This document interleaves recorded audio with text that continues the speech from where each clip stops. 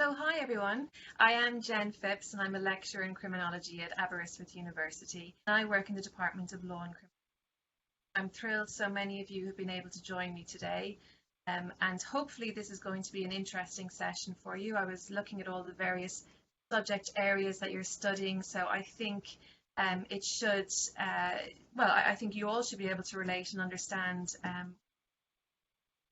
I'm happy to answer any questions that you might have as we go along, and I'd encourage you to take part and participate as much as possible. It's much more interesting for me if you do.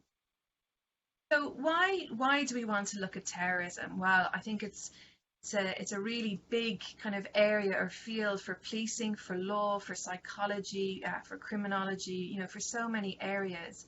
And actually today's talk is going to look at terrorism from a multidisciplinary lens.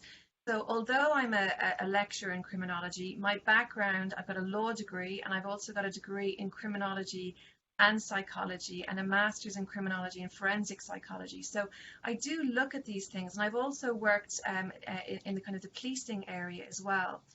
And my opinion is that in order to try and understand terrorism, we need to look at it from the various angles. And in trying to understand terrorism, then we might be able to look at ways in which we can prevent it. And ultimately, from a criminologist perspective, that's the main aim. And from a policing perspective, you're trying to prevent crime. So in understanding terrorism and understanding why people join terrorist organizations or commit acts of terrorism, the main goal really is to try and prevent terroristic acts and the harms that come as a consequence. So that's what we're going to try and do. I'll also mention the trying to prevent the radicalization of young people into terrorist organizations. That's become more of a recent phenomenon in the UK, where we see young people joining terrorist organizations. But ultimately, we're going to try and look at preventing acts of terrorism and the fear. And so that was kind of the key concept of today's talk, was looking at fear and the influence of fear over us within society and how that kind of impacts on our lives as well. I'm probably going to raise more questions than provide answers, and I guess that's a bit the nature of higher education, really, because we're constantly questioning everything that's going on, be it policy, legislation, acts of policing, psychology, and we're looking and we're questioning. So I hope I don't leave too many things kind of unanswered, and if I do, by all means ask me to clarify, and I'll try and do that for you. So firstly, what is terrorism? Sadly, or maybe not sadly, but there is no universally accepted definition of terrorism. And if we look across Europe, across the world, different countries, different states, different kind of policing agencies have different definitions for terrorism, because it is quite broad in its capacity. So I'm giving you here the UK definition, and this is taken from the Crown Prosecution Service. But there's some key features, and these key features tend to relay in other definitions of terrorism across the world. And the first thing there you can see is terrorism is the use or threat of action. So this is quite important. It doesn't actually have to be an act of violence. It can be the threat of violence is sufficient. And it's designed to influence any international government, organisation, or to intimidate the public. Again, quite broad ranging. It doesn't have to be a government, it doesn't have to be a state, it could be an organisation. So it could be like an animal rights group, targeting a meat factory or something like that. And it might also be for the it must also be for the purpose of advancing a political, religious, racial, or ideological cause. Sorry, the sunshine's come out in Aberystwyth, so I'm being blinded here. I should have shut my blinds. But this is an important point as well, really, because although people do commit acts of violence and random violence sometimes, what distinguishes random acts of violence from terroristic violence is that it was purposeful and that they were trying to influence something from a religious or political or ideological cause. So they're trying to get something from their acts of violence. And you probably see, when an act of violence happens and then ISIS or somebody claim that act of violence, and they're doing that for a reason. They want to influence a government or a particular party.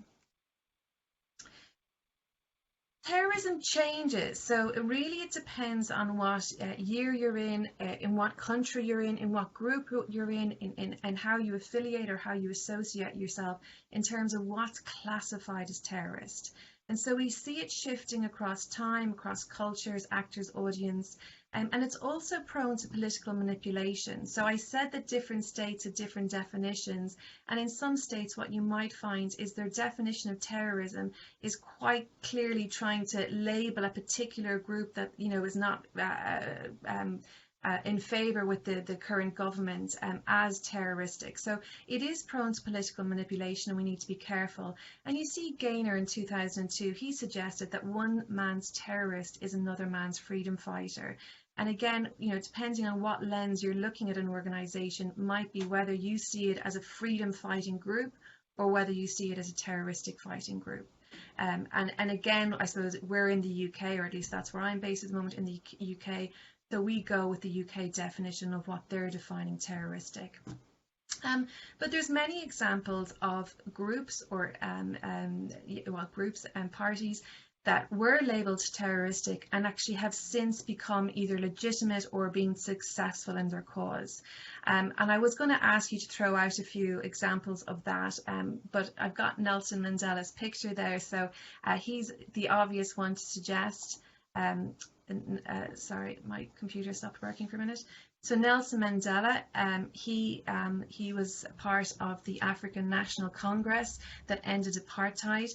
And I don't know if you know this about Nelson Mandela, but he actually remained on the US terroristic watch list until 2008. When he was part of the ANC, he was one of the first to suggest and to lead groups with arms and use violence against the group. So, I mean, you know, he was not that he was a violent person, but he was prepared to use violence in order to succeed in their cause. The suffragettes in the UK, so that's the early 20th century, groups of women campaigning for the rights of other women, and like that now, women have equal rights, so they have been labelled terroristic. The abolitionist movement that ended slavery, the Algerian FLN secured independence from France, and former members of the Irish Republican Army who were later given a voice through a political party.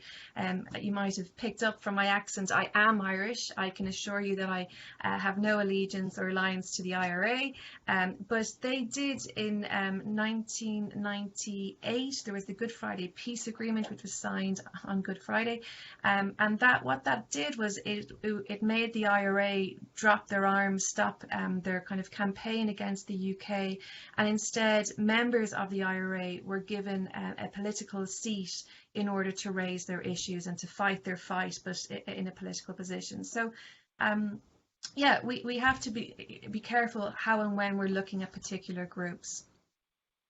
And what actions do terrorist organizations use? And again, this is very broad ranging. So bombings are kind of the obvious ones, and suicide bombings, which I am going to talk about at a certain stage. Armed assaults, kidnappings, hijackings, barricade type events, you know, when they seal themselves in behind something or they're blocking something, assassinations, all of these, but also different types of terroristic actions. So the picture there on the screen is taken from Hunger, a film directed by Steve McQueen in 2008.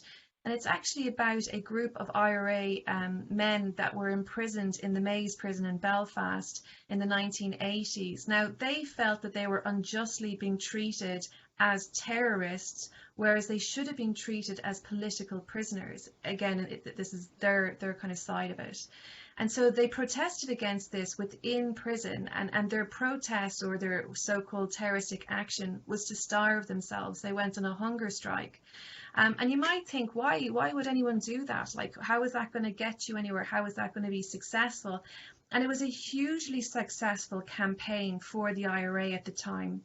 And the reason for that is the media grabbed hold of it, these starving prisoners, and a lot of the Irish people, these sympathisers towards the IRA, so not actively terroristic or supporting the IRA, but certainly sympathetic to what the IRA were trying to accomplish, saw how these prisoners were being treated by the British government, and were like, hang on a minute, this isn't right. They should be treated like political prisoners and given the rights of political prisoners.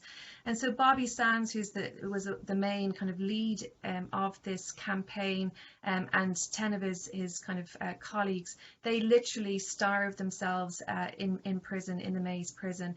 And that brought mass sympathy to the IRA during that period. And, really from the British government's perspective, they had to put an end to that. And from then, IRA prisoners were given political status within the prisons, which does have a kind of meaning for them in terms of how they're treated. So, it can be quite powerful in terms of different types of terroristic action. It's not just bombings and killings. But in terms of, or regardless of what they're doing, there really is a clear aim of terrorist organizations. And like I said at the beginning, it is to instill fear. And fear is a very powerful emotion, a very powerful factor for them to have. And from the kind of beginnings of terrorist organizations, this has been their main goal and aim, and nothing has changed with regards to that. So fear of terror is the most valuable commodity. And Sun Tzu there said, kill one, frighten 10,000. And if you take anything away from this talk, hold on to that, because that's really the main aim of terrorist organizations. They want to hurt one person, or as few people as possible really, but they want to instill fear in all of us. And again, just hold on to that, because I'm going to come back to why that's important. You can see here in Hall suggested, the primary goal of terrorism is to disrupt society by provoking intense fear and shattering all sense of personal and community safety. The target is an entire nation, not only those who are killed, injured, or even directly affected. And this is exactly what they're trying to do. You couldn't sum it up any nicer than this. They want all of us to feel insecure. They want us all to feel fearful. And in doing that, and in allowing us to feel fear and kind of this terror that they kind of spread across a nation, they're winning. And that's what they want to do. They want to be winning by instilling this fear. This is kind of an older case, but it was an Al-Qaeda terrorist cell that was actually the police were able to intercept before they managed to carry out their action. But they wanted to blow up the Ministry of Sound, which is a very famous nightclub in London, if you're not aware. And you can see why there. They wanted to take revenge on those slags dancing around. So it's a clear hit at Western culture. But you can imagine people attending a nightclub, they're not political, they might not have any kind of anti-Muslim or any anti-terrorist ideas. But the idea is to hit innocent people, and for them, these slags dancing around, they kind of epitomize Western culture. And you can see what Akbar said, quoting from the Quran: the best thing you can do is put terror in their hearts. There is no doubt there is nothing better than that. We put fear in their hearts. And so by doing this, what they make us feel is it safe to go to a nightclub? Is it safe to go to a concert? Is it safe to fly in an airplane? Where are we safe? Are we safe in a shopping centre? Are we safe when we go to school? And when we have that fear, what we want is to be safeguarded, and we want the police and security and the government, we want them to keep us safe. But when terrorist organizations target quite random places full of innocent people, a nightclub is a classic example. We had the Manchester Arena bombing in 2017. We knew that we full of young people, women, kids, really quite innocent. But that's a very powerful thing that they were able to do there, because it makes us all fearful. And we start questioning, where are we safe? Yeah, where are we safe? And we want the police and government agencies to do something to protect us. So Johann Most here, a German anarchist: outrageous violence will seize the imagination of the public and awaken its audience to political issues. So I said at the beginning that terrorist organizations, they really want, there's a cause, ideological, political, religious, whatever it might be. They want to succeed in something. And so this is what they do. They do this kind of earth-shattering terroristic act of violence. And then everyone is like, oh, who did that? why did they do that? Yeah, and we want to understand, and they want this. They want us to be questioning. They want us to understand more, to try and bring sympathy to their terrorist organization. Jenkins, 1975, Terrorism is Theatre, where the victim was the skin on a drum beaten to achieve a calculated impact on a wider audience. Again, it's not just about the individuals who suffered at the hands of that immediate bombing or killing or whatever it might be. It's the wider impact. Now, what has changed over the years is that it was formerly believed that the terrorists wanted a lot of people watching and not a lot of people dead. And there's reasons for that. So they want you to kind of sit up and take notice, but they don't really want to kill too many innocent people, because by killing too many innocent people, what happens is it actually can make you turn against that particular group. So, you know, the IRA in Ireland did lose a lot of favour when they exploded bombs and lots of people died, because everyone was like, hang on a minute, this is not good. We don't want to do this. I can't support that kind of thinking. And so this is quite an important, or a difficult balance for the terrorists to get, because they want us to sit up and take notice. They want us to feel fearful, but at the same time, they're trying to rally support and sympathy for their cause. You know, there is a purpose to what they're doing. And the other thing is, they don't want to commit acts of violence where their volunteers are dying and nobody's watching. So you can see here, volunteers should not get killed in silence. So we do have terrorists that are prepared to kill themselves for the fight. And for good purpose, in terms of what they're doing. But the terrorist organization doesn't have thousands of people that they can just kind of send off and die willy-nilly. It's very purposeful in terms of what they're doing and what they're trying to achieve. Remember that kind of calculated thinking. And this notion of kind of suicide killers actually came about in World War II with the Japanese kamikaze pilots. Now, kamikaze means crazy or fanatical, self-destructive. And this is a Western kind of label put onto the Japanese fighter pilots, because that's exactly what they were. Again, it was very calculated, and they volunteered. They wanted to do this, and not because they had any suicidal tendencies. They were doing this for the greater good, to protect their family, their friends, their country, their nation. It was seen as a real mark of honor or respect to be chosen to be a kamikaze, or they wouldn't have called it a kamikaze pilot, to be a fighter pilot. If we look at the quote here from Petty Officer, I don't know Japanese, but Izao Matsu, apologies if I've made a mess of that. But what he says here is, "Dear parents, please congratulate me. I have been given a splendid opportunity to die. This is my last day." Now, again, this is kind of throws us all in terms of he's dying, but he's very proud to be dying. This is clearly a mark of honor, respect. And if we take that psychology away, like not take it away from them, but spread that across onto terrorist organizations, we can see the same. Nelson Mandela here in 1964, in his very famous speech, "I am prepared to die." This speech was over 3 hours long. Now, I only have 35 minutes to give you a speak, so I'm not going to read it all out. But his final comments is kind of the most significant for us in terms of what we're talking about today. I'll read it out.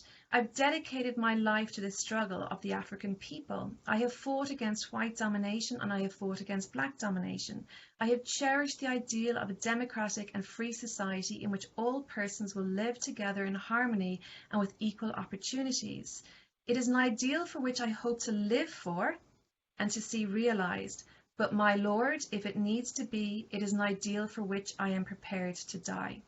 And this is what we have, and this is what is being harnessed within terrorist organizations, or indeed any military context. It's not just terrorist organizations. We happen to be talking about terrorists today, but we could apply the same to the military context, in which people are prepared to give their life for what they see as the greater good, and for the fight that they're in at the time. And we see this with the suicide bombing. So martyrdom being seen as the will of God. The attacks usually take place where they're going to have the most damage, and this is quite an important feature. Like that, they don't want their volunteers dying in silence, so they want to have a big impact, or the most impact they can have. And from a policing perspective, by virtue of their self-determination, it's very difficult to stop a suicide bomber from doing what they're going to do. They're committed to what they're doing. Very little policing in terms of barricades or police obstructions or, whatever you want to put in there, or indeed intelligence is going to be, what I mean is intelligence-led policing, not that our police officers are not clever. But it's a very difficult thing to stop. And that's a winning factor for terrorist organizations in terms of trying to police and prevent what they're doing. You can see religious groups such as Hamas and Palestinian Islamic Jihad, they generally reject candidates who are married, under 18 years of age, sole wage earners in the family, or burdened with other family responsibilities. And this is a pretty obvious reason why, is that, if you're married and you have children, you have responsibilities, you might second guess whether committing a suicide bombing is the right course of action, because you're worried about your family. And so what they do then is they will provide for the families of suicide bombers. So if you have a member of the organization who is prepared to commit an act of violence, in terms of taking their own life, their families are going to be looked after. Again, there's a lot of honor and respect and esteem held by those that commit these acts, but they will try and vet. So in terms of the psychology of this, what I want you to know, and it's the quote at the bottom: in order to be a martyr bomber, you have to want to live. So despite our label of suicide bombers, and despite the fact that they are giving their life in the cause of what they're doing, they have no suicidal tendencies or ideation at all. They don't want to die for oh, I don't like my life, I'll become a suicide bomber. It's not like that at all. They really do want to live, but they want, like Nelson Mandela said, they want to live to see change and to make a better place for their families, for their children, for the people to come. And fear, again, going back to this fear and in terms of what they're doing, how do they spread this fear? And this is how our current, in terms of technology and how we live, is very easy. So you can see the quote from LeCure, who would have had no idea of like the internet and what this mass communication that we have today. But he said the media are the terrorist's best friends, because a terrorist act by itself is nothing, publicity is all. And this is what they want to do then. They want to use the media to get the public's attention. So you think about what would get your attention in the news. It has to be something fairly big, fairly significant for us, because there's so many acts of violence these days that it has to be pretty terroristic. They're also trying to rally support for their cause, and that's why they're using the media. And of course, that aim of spreading fear, that's really what they're doing. And Margaret Thatcher, so Prime Minister at the time, she said the media were providing the oxygen of publicity. So she said without the media, the terrorists really wouldn't be able to get a standhold in terms of gathering that public sympathy and support. And she really wanted, so the likes of the Maze prison hunger strike that I talked about earlier, she really wanted that to be silenced, and pretty rapidly, to stop the rally of support for the Irish Republican Army at the time. And the difficulties we have is that we're becoming desensitized to violence and terroristic acts. I was teaching the psychology of terrorism actually to a class quite recently, and there was acts of terrorism that took place in Paris, and it's a university class, and I asked the class, oh, did you see what happened in Paris there? And very few of them had, because it doesn't necessarily make front page news at the time. And so like that, you have to think about what level of violence is needed for it to kind of make you think, oh, that was bad, or, shocking or different, or, who did that? Are we all at risk? It has to be fairly extreme. And I wanted to, I don't know, I had a video clip that I was going to show you, but I don't have time. I see I'm running over, so I'm going to be good and not. But this is a Beatty, and he was the terrorist that committed the suicide bomb in the Manchester Arena bombing. So it was the Ariana Grande concert, which I'm sure you probably remember. And this really was an atrocious act. And you can see on the video, which we can send you the link to if you'd like to see it, it's from ITV News, is actually Abedi. He leaves his apartment, he gets in a cab. Now you can see he's carrying a 32-kilo rucksack there because he's got the bomb in it, and the bomb is full of like shrapnel, bolts and nails and things like that, and it's really, really heavy. So he's weighed down. He gets into a taxi. He actually stops at one stage. He goes to a cash point to get cash, I assume, to pay for the taxi, to pay for his train ticket, and he goes to the Manchester Arena, where he's seen, and actually people said that he looked a bit dodgy. Now, this business of looking dodgy, and we talk about human profiling and racial profiling, does he look dodgy? Would you think he looks dodgy? It's a young male carrying a rucksack. It could be somebody traveling. Or, do you think about intelligence-led policing and you're like, okay, well, potentially Muslim, carrying a very heavy rucksack, like why do you need a heavy rucksack to go into an Ariana Grande concert? And so you might kind of raise questions like, should we stop and search this guy? But some people did report him at in the arena, but unfortunately the security, one guy did try to ring it through, but the line was busy, and then Abedi set off the explosion, killing 22. But key to this, and key in terms of what we're talking about today, fear, is 22 dead, over 800 wounded, the kind of psychological distress and harm that for those immediately there, but the family and friends of those concerned, absolutely shocking. But I don't think there's anyone in the UK or indeed across the world that didn't hear about that and feel really shocked and stunned, and key point here, fearful. Think about that. How quickly are your parents or you going to go to a concert? Are you going to feel safe? Are you going to let your own children go to concerts? Where are we safe? Can we go to the shopping centre? So Abedi and his act was very successful in instilling that fear. And I guess the question is, what next? What are they going to do next to kind of keep that fear alive amongst us? Because that's how the terrorist organization is successful.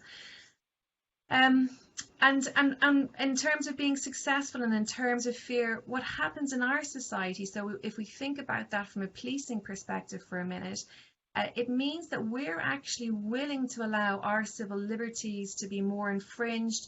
We want kind of more extreme policing or government restrictions.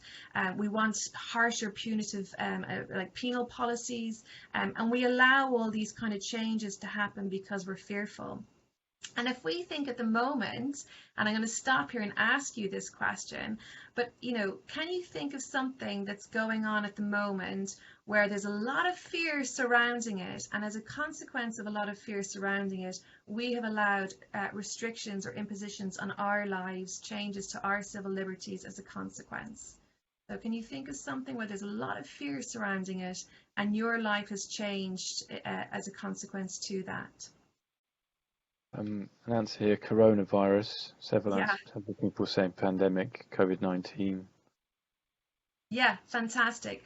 So, you think about the news media, the government, the talks, the kind of constant reiteration of the same messages, and look how our lives have changed as a consequence. I'm not suggesting that that's a bad thing, by the way. I'm just saying that exactly what the government has done is kind of instill a huge amount of fear. We hear these stories about, older people dying, younger people dying, do we hear about all the people who had coronavirus and were not affected by it? Do we hear about, actually, to be honest, most of you are going to get coronavirus, but you're not going to be affected by it? No, because that's not the message that they're trying to spread. They want us to feel fearful. And people who feel fearful will allow their lives to be changed and be adapted for good measure. And again, I'm not anti the restrictions, but we can see how it has made us change our lives. And terrorist organizations kind of operate in the same principle. And we allow these kind of harsher policies. And we refer to this as also fear in the global village. So this is Sydney Opera House, the picture there on the screen. And you can see they've lit up in the French flag colours there, the blue, white and red. And that's in sympathy with the recent Paris attacks that took place, terroristic attacks. And so an attack happens in Paris and we all feel it. An attack could happen on Australia, we'd all feel it. And we feel it because of global or mass communication. And Morley's quote there, in a world of expanding media and communication technologies, The sitting room is a place where the global meets the local. And this is important because we feel the fear being spread across the world. Global issues have seemingly local possibilities, and we actually refer to the glocal these days. So you can see Aberystwyth in the picture there behind me. It's a lovely seaside town. I think it's got a population of about 10,000 people, and it's very small. It is highly, highly, highly, highly unlikely that we would ever be targeted by terrorists, because it just wouldn't have the impact or the significance of other locations and the kind of population. But at the same time, sitting in our living rooms watching the news, we feel the effects of the Manchester Arena bombing as if it's next door to us. You know, we feel that insecurity, we feel the fearful. And I mentioned the impact on policing and security arrangements. And to give you an example, a lot of you might be too young to remember the Boston Marathon terrorist attack, which is where bombs were exploded at the finish line of the Boston Marathon in 2013. And what the terrorists there did, they used pressure cookers to kind of store and explode the bombs. And we see these overzealous responses then by governments, by policing agencies in relation to attacks. And as a consequence of that, pressure cookers were actually have got the same status as nuclear weapons. If used by terrorists, have the same status as nuclear weapons. And really that starts undermining and trivializing other kind of harms and problems, and can lead to very overzealous policing. And the question here then, and I know you're probably all too young to remember the 9/11 terrorist attacks, but can you think about changes maybe your parents had told you, that changes that came into society as a consequence of the 9/11 terrorist attacks? Oops, sorry, I was giving you the answers there. Airport security, says Charlotte, and same with Halle saying checks at airports. Apparently, there wasn't much security in airports beforehand. Yeah, that's right. Traveling used to be so much fun. Yeah, so I know I'm conscious I'm running out of time. So you're right. The airports is a big one. Traveling really isn't what it used to be. If you've been to a festival or a concert, you know, you or airport, you allow people to pat you down. You freely open your bag to let somebody see the contents. Like, none of that would have happened prior to this. Increase in CCTV. So the UK used to be one of the most watched societies in the world. I think China and America have taken over from us now, but we're still very watched. Human and racial profiling, hugely problematic in terms of what's going on. Eye scanners, fingerprints, allowing our DNA to be stored on kind of mass systems. But all of these things are policing arrangements come into play to try and prevent terrorism. But what happens in trying to prevent a terrorism is actually you start infringing other aspects of people's life and civil liberties. And we, because we're fearful, and this is the important point, we allow that to happen because we want to be safeguarded. And again, conscious of time, but the police are these knowledge brokers in a risk society. So because of our insecurities, because of the pressures put on by the public for us to be kept safe, the police are doing this risk-based policing, so constantly measuring risk. And the UK terror threat level actually went down yesterday from severe to substantial. It hasn't gone down in some time, in fact, but they're constantly measuring the risk of attack. Sorry, again, I'm conscious, Andy, that we're probably running out of time, but the psychology around terrorism is quite significant. So you've got the individual psychology of the terrorist, but you've also got the influence of the group. So it's this in and out, you know, in terms of group psychology. In order to kind of bring a group together, you need an outside individual or group to kind of target. So what reinforces our unity is by kind of looking at another or the other and thinking, okay, they're different, we don't like them, and that further unites the bond. But also they like to polarize opinion. This is a very, very powerful tool. So by making them, you know, be it like those Westerners, I use that expression, those slags dancing around in terms of how Westerners dress or what we do.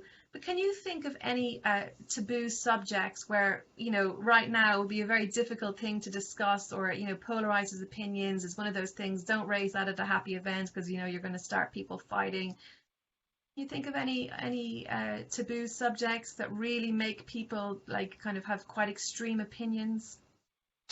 Emily's coming with immigration, nationalism, Olivia says, Brexit. Yeah. Antha says ACAB. Hannah says, I'm not sure what that is. Political parties, abortion, religion, Palestine, politics, mental health. Brilliant. Yeah, fantastic. Exactly that. So I threw up Brexit, COVID-19, the vaccination program, Donald Trump. Who loves Trump? Who doesn't love Trump? All of these things. And really, governments, terrorist organizations, any kind of groups are going to try and manipulate that. So I've used the picture there. This was kind of, a pro-leaving Brexit, pro-leaving Europe, a Brexit campaign poster. You can see really what they were doing is trying to make people fearful of immigration. Leave Europe and we won't have all of these people coming into the UK. And of course, mass exaggeration of what's going on, and these people aren't even coming from Europe. And in fact, what happens then when we think about how states or governments respond to terrorist attacks, it can actually, like that, gather sympathy. So if we think about the recruitment of people into terrorist organization, it's like this pyramid or triangle effect that I have here. So at the top of the pyramid, you do have these active terrorists. Now, what the active terrorists want to do is to draw sympathizers up and start getting them to become or to be more active within their campaign. Now, activity could be just, supporting them financially, donating money, hiding terrorist organizations or terrorist or people, transporting them, giving them some sort of support at some time, whatever it might be. And what they want to do is get the sympathizers up into it. And what do you think needs to happen, for a sympathizer to actually commit an act of violence? And I know, again, conscious we're running out of time. One of the things that we saw happen was when the US and the UK response. So if you, again, you're too young to remember, I remember it, but after the Twin Tower bombing, so this was Al-Qaeda, and what the US said was that Saddam Hussein had got nuclear weapons, that he was, making nuclear weapons, and they went into Iraq to find these nuclear weapons. Now, I don't know if you know this, but there was no nuclear weapons ever found, and it was dubious as to whether or not these nuclear weapons did exist. And the UK jumped on board, and then we see the war in Iraq, we see the war in Afghanistan, and a huge amount of war since that. Now, 3,000 coalition soldiers have died since the beginning of the Iraqi war campaign. So that's, the Western soldiers going into those areas. So that's, very hard for Western countries to stomach. But over 800,000 people, so civilians, their soldiers have died in the likes of the Middle East, so Iraq, Syria, Afghanistan, and these places. So you can imagine the impact that our wars on these zones have had in relation to making sympathizers go further up the kind of the terroristic food chain in terms of joining. And quite importantly, what they do in terms of this in and out group psychology is they use the psychology of attachment. So one might think that they're full of hatred or vengeance or, kind of bad or evil, but it's not. It's love. And they use the psychology of attachment. This is much more powerful. Love is much more powerful than hatred or evil. And if you look at the terrorists that committed the 9/11 acts, and they found letters in their suitcases, they talked about the Quran, and they talked mostly about God's will and being responsible agent. So, and again, soldiers in the US World War II found that hatred of the enemy is a minor motive, whereas attachment to their unit was a major motive. Again, terrorists, they feel that they're morally engaged and that the enemy is morally disengaged. They tend to see themselves as kind of fighters, and that they're fighting for good as opposed to, they're fighting against bad, fighting for good. And they use sadly I don't have time, but they use lots of tactics to keep the terrorists kind of under control. So you might, not that you, but somebody might join a terrorist organization and think, yeah, they're doing good, this is great. Then they get into the terrorist organization, they're like, oh, not so sure about this isn't great. But actually it's very difficult to leave a terrorist organisation, and you can see the image there. Informers will be shot, and this was up in Belfast, a picture, a sign put up in Belfast. And really, you know, once you join, secrecy is key. They must remain clandestine. They don't want what they're doing, how they're doing being revealed. So any kind of hint of you leaving the terrorist organisation or being a traitor is going to be very harshly punished. And we saw the case of Eamon Collins in 1999. He had actually been serving as a double agent working for the British government. So he's part of the IRA, but he was putting secrets back to the British government. And at first they burnt his house to the ground knowing he wasn't there, but that was a threat. And then when they did find him, I mean, he was tortured very brutally and killed very slowly, and his body left out in a road. He wasn't found in a road and run over, so that it was a very public, a reminder to all, you know, you don't mess with the terrorist organisation, you don't betray them. So I'm going to wrap it up very quickly then. The main aim, we want to be able to understand terrorism so we can prevent it. This is really key. We want to stop the radicalisation of young people. We somehow need to control fear. Fear is the kind of confounding factor of terrorism, because despite an act only, you know, killing a certain number of people, it's the impact, it's kind of the rippling of the pond beyond the initial act that has the mass effect. And the media is able to spread that. And I use that kind of cartoon there, like if we turned off the TV, if we turned off the internet, in fact, the terrorists really wouldn't have much of a hold over societies, because we wouldn't feel as fearful. And like that, we need to better understand the consequences of the psychological consequences of terrorism, which is a whole other talk in itself. But yeah, so in understanding it, we should be able to prevent it. So I'm going to finish it up. Sorry, I've overrun. Andy's going to kill me. I hope you've enjoyed that. If you have, and you kind of like this multidisciplinary kind of side to things, join us in the Department of Law and Criminology. We do degrees in law and criminology, and we also do these joint honours degrees. So if you're doing psychology at the moment and you'd like to do that with criminology, you can, or sociology and criminology. So we've got lots of joint honours schemes available, and there's the details there. And I'm going to finish up and allow you to ask me some questions. Thank you. Question here. What would you say was the flaw in 9/11 in terms of intelligence services? Oh, that's a difficult question, and however I answer it, I'll get it wrong. It wasn't the first time the towers had been targeted, but I think what you need to, in terms of flaw, this was a really carefully laid plan. So the individuals involved in the act, so the different people, they'd actually been trained to do what they're doing. So they were highly educated people.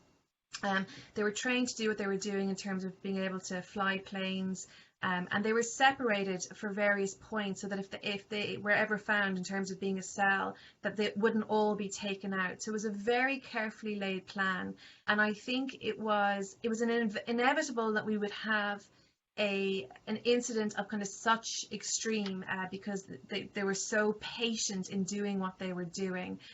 But I think the ease at which you could hijack planes at that time, and obviously it's not the same now, it's not easy to hijack a plane, kind of enabled that to happen. But it was a very well executed act. I'm not trying to compliment terrorists. I don't support terrorists if it does sound like that. But they were very patient. One of them was actually living and working in Ireland, and kind of living with the IRA, in fact, was educated in Dublin. And I think the kind of their level of planning and secrecy and like that, the ability to hijack a plane and knowing how to fly a plane was kind of key to what they did. And it was hugely successful. I'm not sure we'll ever see the likes of that again.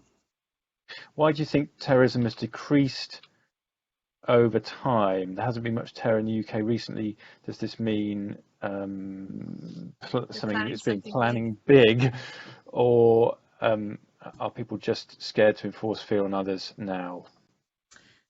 Well, I think that's a really good question, and I think there's more acts of terror going on than we know and understand. So, you know, we do have a really good policing body in the UK, and they're constantly intercepting communications. They're constantly kind of making arrests and policing people surrounding terrorism to prevent terrorist attacks from happening. So that is happening all the time. But it's in the police interest and the government's interest not to share that with us, because again, the more we hear about terrorist cells being intervened, or the next potential, the more fear is instilled in society, and the kind of more pressure put on them. Why is it decreased? I think the pandemic hasn't helped terrorists in terms of movement of people and transport and everything else. We've seen so from a criminology perspective, we've seen great changes in crime, in terms of what crime is being committed and how it's being committed during the pandemic. But the terrorists haven't gone away, if that's what you're asking. And they do kind of sit and wait and prepare themselves for the next attack. And I guess we're, like I said, the risk level has gone from severe to substantial. So the UK policing, like the Home Office, are relatively comfortable with where we're at the moment. But we just have to wait and see. Interesting question here from Elan. Would you say terrorism always correlates to psychopathology? So if you mean by psychopathology like mental health and kind of different ways of thinking, really terrorists are probably one of the most rational, lucid people that you're going to come across. Now there's, terrorism is a very broad label.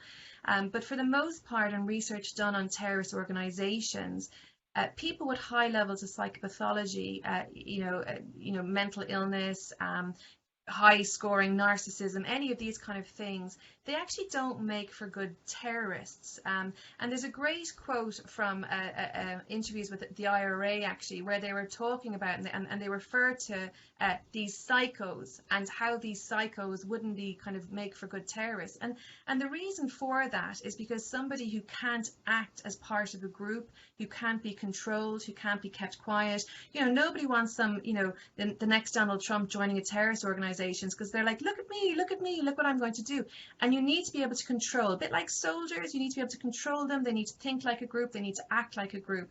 So in terms of terrorism and psychopathology, there's actually relatively no link or association. Now that can vary when we look at lone wolf terrorists that aren't acting as part of a group, and we see higher levels of psychopathology there. So I'm not suggesting that there's no mental illness involved, or high levels of psychopathology, but certainly within the kind of more organized terrorist organizations, and at the higher ends of those terrorist organizations, so not the foot soldier level, you wouldn't see, you'd see intelligence certainly, and control, and you'd see a range of personalities, but not high levels of mental illness or psychopathology. I hope that answered your question. Thanks, Jen. One final question from Evelyn on the mic, and then we'll draw things to a close. Evelyn, if you're there. There was a bombing at a university in London a few years ago. Like a few politics students, I think, were killed. I can't remember if it was bombing or a shooting, but the people who were involved were caught, but they were let go. I just wondered, is that how the justice system is going to work or something? Because it was never actually clear why they were let go. I'm not familiar with the case, Evelyn, if I'm honest. They were terrorists, were they, or were they later found not to be terrorists? Yeah, they were terrorists. They were found to be terrorists and part of an organisation. There's another question I have about that. When their identity's been found, what does that mean for the group they're in? So I genuinely, I don't know the specifics of the case, so it would be wrong for me to comment. But in relation to the policing of terrorism and the holding of terrorist groups, it would surprise me. I mean, if they were actively involved and the police had sufficient evidence that they were actively involved in the bombing, then that would surprise me, but I don't know the particulars to comment further. In fact, the anti-terrorism legislation is really, really strict in relation to detention orders, and how long you can detain somebody without charging them is much longer than for any other type of crime, which again kind of questions the civil liberties surrounding how we police and how we use anti-terrorism legislation. But it would surprise me, but I don't know the specifics sufficiently to comment further. Jen, maybe just one last question, an interesting one coming at the last minute. Thoughts on what can be done to try and prevent radicalisation? Yeah, so this is a key thing for criminologists at the moment, and others, in terms of the radicalization. Now, in criminology, we look at youth crime and justice quite specifically as an area. And if you think, are you kind of all 16 to 18 years of age? Is that roughly the kind of group that we're looking at here? And if you think about your lives, and again, it will vary where you grow up, but some young people in the UK have had a very, very difficult time. So, if we look at kind of the early noughties and kind of onwards, a lot of young people feel quite disenfranchised by what's going on in the UK. And they were looking at the wars going on in Iraq and Afghanistan. These were very unpopular wars by all means. I mean, I mentioned to you that one of the reasons the UK went to war in Iraq in the first instance was supposedly to find all these nuclear weapons. Now, no such nuclear weapons were happening, and people were like, what are we doing? We shouldn't be in this war. We shouldn't be part of this. I mean, certainly the other European countries didn't go to war. So people were looking at UK government decisions, war decisions and things like that, and they were quite unhappy about it. And we saw young people, because of our own terrorist attacks. So 2005, we had our own bombings. And if you're a person of colour, so certainly black people, young black people, but even young Asian people now, and I showed you that picture of a baby, and in fact, a lot of people, young people of colour, getting a very difficult time where they're growing up. So particularly in the major cities, and being accused of being terroristic or being isolated, being picked on, victims of stabbings, violent crime, all of these different things. And they're kind of looking at the government, they're looking at policing agencies, they're looking at schools, they're thinking, what are you doing for us? And I think there's a lot of these dissatisfied people that are then looking and looking at the plight of others in other countries, and they want to feel part, and this is quite a key thing, they want to feel, so the attachment, they want to do something, they want to feel kind of more powerful, and so they're joining these kind of powerful organizations, terroristic organizations, to feel that they're doing something good, to feel part of something kind of powerful. And we need to address that, and I think part of the way, and that's the question really, to address that is to look at our young people and to make sure that we're doing enough to safeguard them within the UK in terms of our policing arrangements, schooling, education, support systems, and giving young people that voice, because I don't think we've listened well. I hope that answered it. I saw one question, Andy, if you don't mind, and it was like, is the point of terrorism fear or control? And I think it's control using fear. I think it's both. I really think that's what they want us to do. And the earlier question about, like, will there be another terrorist attack? They will. They'll keep doing acts because they want to keep reminding us that they're there, because they want us to keep feeling fearful. This is the control that they have over us, that we feel fearful. And as long as we spend trillions of pounds every year fighting terrorists, you're probably not aware of that, but our policing arrangements, our security, our intelligence, all of these different things. And the reason we do that is because of the fear that we feel with regards to feeling vulnerable because of a potential terrorist attack that might never happen, but it doesn't need to happen, because as long as we're feeling fearful about it, they're controlling what we do and how we are policed and governed. Thanks, Jen. Thanks for getting all those questions answered. That's brilliant. We'll bring it to a close now. Thanks so much, Jen Phipps at Aberystwyth University in the Department of Law Criminology.